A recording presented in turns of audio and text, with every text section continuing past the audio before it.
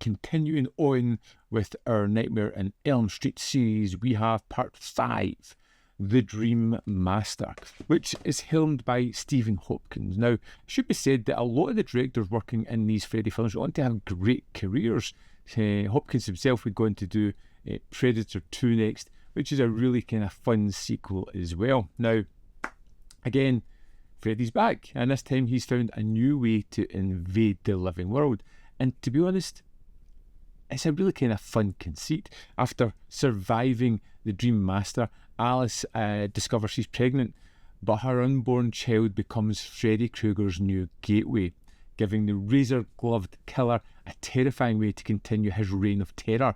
As babies spend most of their time sleeping, he can actively jump in to this throughout just everyday proceedings. It's not about someone falling asleep. The baby's his gateway to draw people into the dream world when they're just doing their everyday thing. See any family resemblance? It's another one of those films that has a great premise, and I don't feel it fully delivers on it. It's getting a little bit surreal and a little bit silly, and it's starting to really lose the threat and the scares. It's not as terrifying. There is a fast-paced element to the script. There is some really fun, inventive moments within it, like the comic book kill, which is really kind of different and interesting.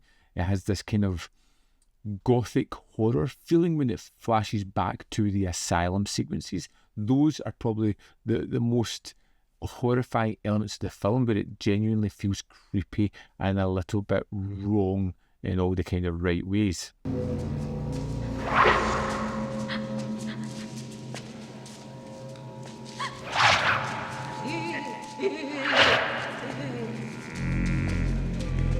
It is a great element of really building the mythology and the world building by bringing Amanda Krueger back into it, the nun who birthed Freddy. She is a gateway for this film. She has been slowly building up throughout the past 2 elements, and now she's there. She is there as the mother of Freddy, and we have Alice, who is a mother in her own right, and it explores kind of parenthood, legacy, passing on of trauma, which is unique within the Elm Street canon. Oh, please don't let him do this!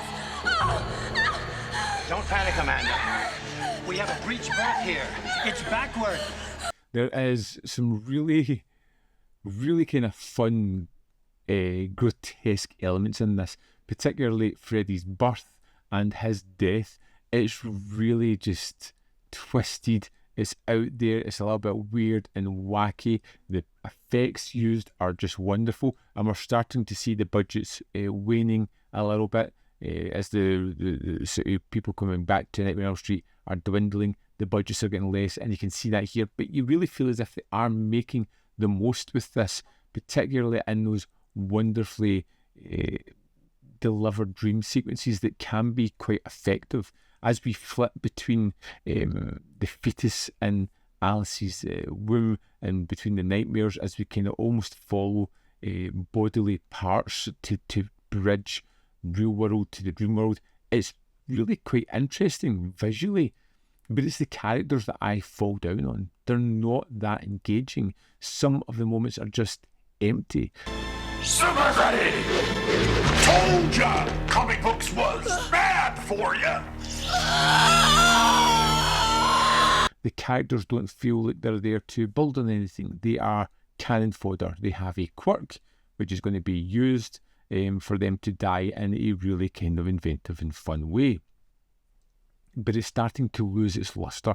It doesn't have the same kind of grab that I've seen in the other Nightmare on Elm Street films. It's becoming a little bit tired. It's becoming very repetitive, and it's starting to take on its worst characteristics and losing some of the best that really made it stand out. I like the idea behind this one. I don't think it's fully realised, and I don't think it fully works, but the idea is good. The inclusion of Amanda Krueger is a really nice element, building the mythology and the world building, which is great. We get Alice back once more, who is an interesting character, and at least we don't kill her off straight away, which is really fun. The kind of asylum sequences are really twisted, which I really enjoyed and I think are something very different. It has a very distinct visual style,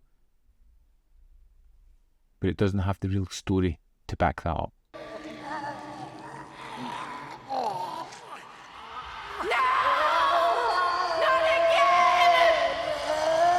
The 4K in this one, again, great. I felt that the 4Ks in all of these have been given great treatment and they really work terrifically well.